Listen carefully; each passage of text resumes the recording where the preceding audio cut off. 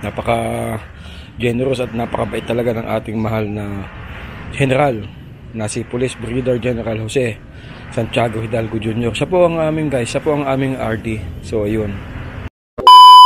Sir, saan po galing yan? Galing po kay RD. Yun? Ito, bigay niya mga bagong gulong. Ipapalit natin sa mga lumang gulong na mobil natin, luma na. Ayun, upod na. Siyempre, bago lahat to. Bagong bigay, donated niya sa ating pulisya sa bayan ng Kuya po. Kung sa ganun ay mapaganda yung ating serbisyo sa pagpapatrolya.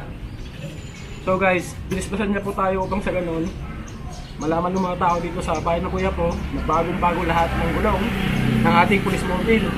Kung sa ganun ay maayos, maganda at mabilis ang ating pagpapatrolya sa bayan ng Kuya po. Maraming salamat Sir RD sa bigay mong gulong. Bago na naman guys. Mabilis na naman ang pagpapatrolya ng pulisya ng bayan ng Kuya po. At syempre, pag-responde na din guys. Salamat po kay RB.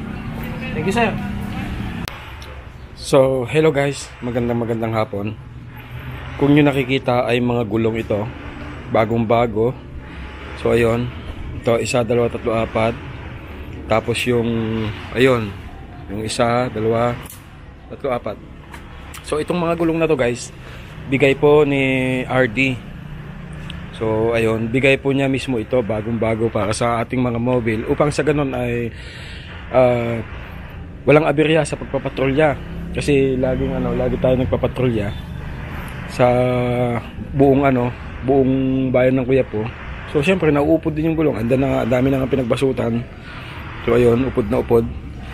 And then mahal na mahal talaga na RD itong mga kapulisan dito sa Kuya po. Guys, kung nakikita nyo naman, bagong-bago na naman ang kanyang mga binigay na gulong para sa ating bayan. Upang sa ganun ay maayos at walang aberya talaga sa pagpapatrolya.